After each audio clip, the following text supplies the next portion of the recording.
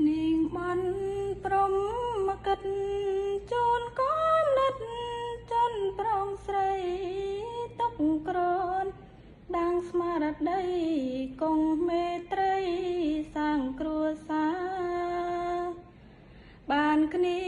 ប្តីប្រពន្ធរឿងស្រាលធ្ងន់ចេញមេត្តាអត់ធ្មន់ក្នុងចន្ទដាកាយវាចាគោរពគ្នាប្តីត្រូវមានចិត្តស្មោះទ្របរបស់ផងនានាទុកដាំងនឹងភរិយាឲ្យសមងារជាគូគប់កុំនិនកិនឲ្យល្អិត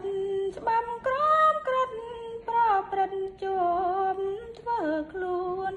ឲ្យគេរាប់ជាទំលោបដឹងខុសត្រូវ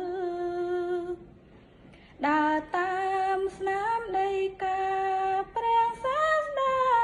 ចាជាផ្លូវធម៌5ដាំទុកនៅកូនប្រុងស្ដាប់ឲ្យបានមួយគឺពីងសំដី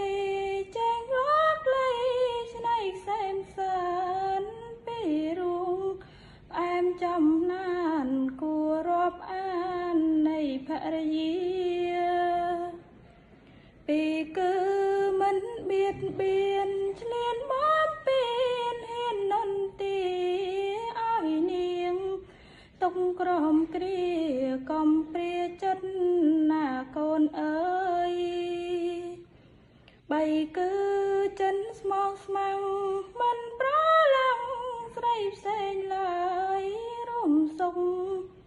ទុកដល់ត្រើយនៅគៀងកាយមួយជីវិត4គឺទ្រពរបស់ប្តីចិនស្មងប្រកលពិតឲ្យនាងចេញឆ្នៃកិតមានគំនិត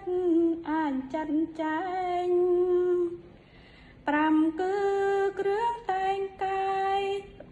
ត្រូវខ្វល់ខ្វាយកិនស្វាត់ស្វែងតាមកាលគួរចាំងស្ដែង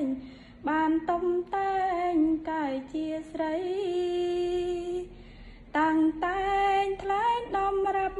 ប្តីណាត្រាប់ច្បាប់សេចក្តី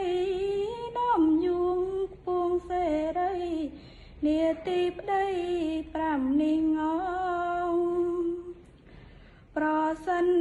អង្គទាំងប្រុងប្រព្រឹត្តខុសច្បាប់ចែងចោលធ្វើខ្លួនឲ្យសៅមកចំចំណងស្រីស្រាលបែងបាត់យូខ្ពស់ចង់រៃមកប្រឡ័យអង្គនំណែងជីវិតរួងដោយផ្សែងឃើញជាងស្ដែងច្រើនមកហើយមួយគឺ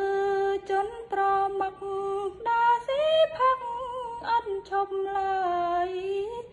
ប្រពន្ធទុកអត់ស្បាយកូនចៅអើយខានសូត្ររៀនវងវល់ពលនឹងលបែងភ្នរហូតសងធនធានបែកឆ្វេងលេងគ្រឿងញៀនច្បាំធរមានដាំងតងចង